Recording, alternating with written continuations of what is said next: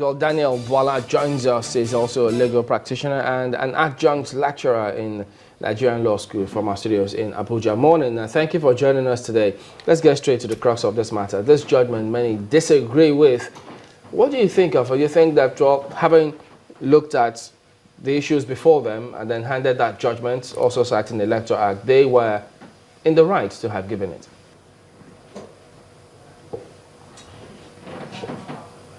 Judgment of election raises quite issues, even though with the learners that go for us, a perspective that haven't the judgment itself.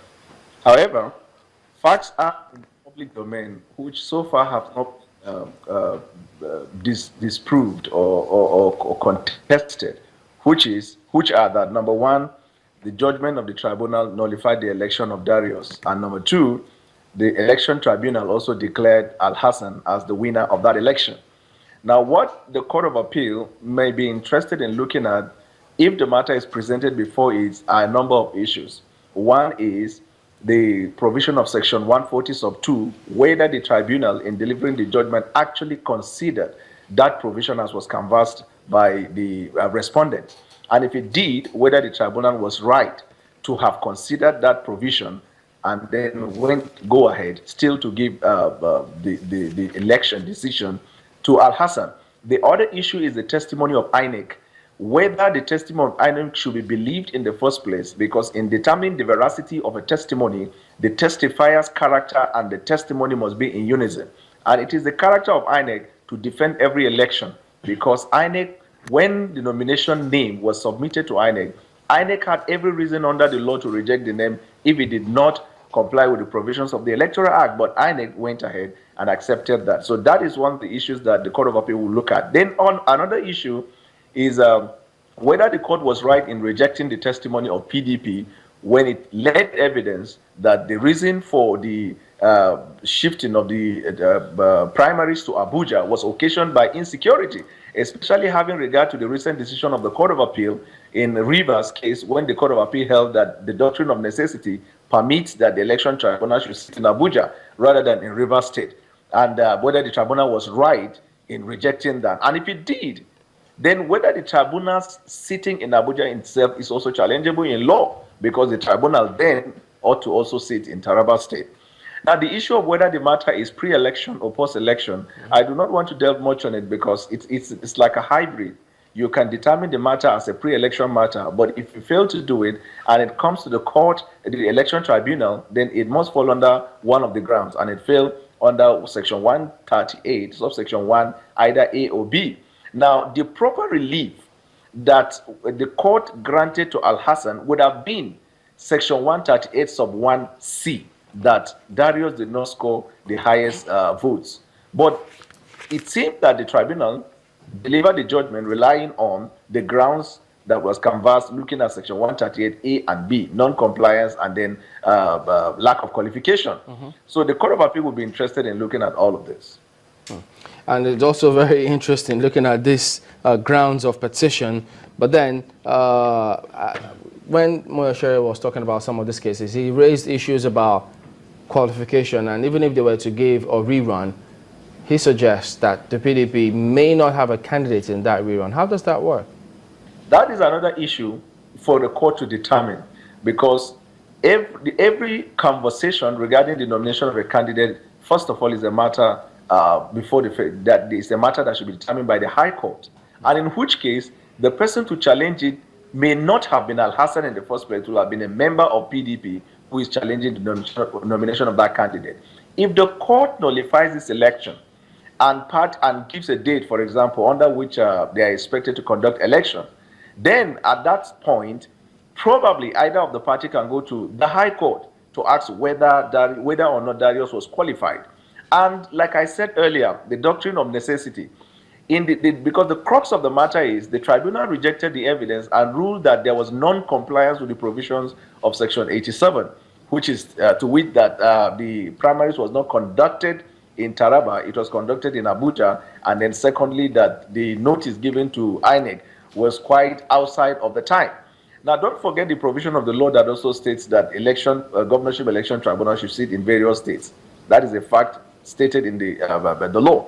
But the Court of Appeal held that under doctrine of necessity, it was proper for you to have it in Abuja. So these are also matters that when they want to, when the High Court will look at whether or not the candidate in the first place was qualified to contest. And within the period, whatever judgment the High Court comes up with will form part of the issues that might be looked at in the election proper. All right, let me ask you to explain this a little bit for us, because, I mean, Moyo should have also spoken about it, but it skipped me. Section, that should be 87(9) of the Electoral Act, still touching on the testimony of INEC, but here it says that where a political party fails to comply with the provisions of this act in conduct of its primaries, its candidates for election shall not be included in the election for the particular position in issue. But he says that INEC's hands were tied, that they cannot reject any candidate. But looking at this, what does that say? That provision you just read is quite clear and unambiguous. When the provision said it shall not be included, who includes? Who publishes the name of the candidate? Who returns the candidate after election? It's INEC. INEC is within its power to refuse, and then the aggrieved party can go to the court to ask whether INEC was right to have refused including the name of that candidate. And that actually reflects on the point I was saying earlier, that the testimony of a testifier must be consistent with the character. It is in the character of INEC after the election to defend the outcome of election, because the INEC is the one empowered by law to conduct election and declare the winner.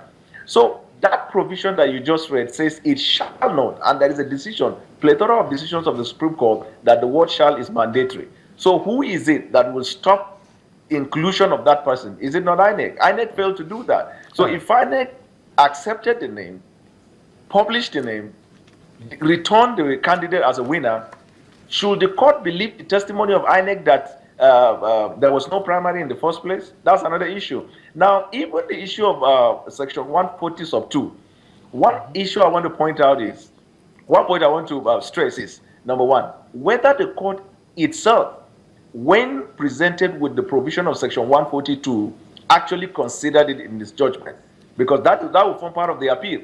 If the court considers Section 140 and ruled that that provision of the Constitution is unconstitutional, which is what we doubt whether it did, but there is a conversation going around that there is a ruling of the Federal High Court or decision of the Federal High Court striking down Section 140 sub 2.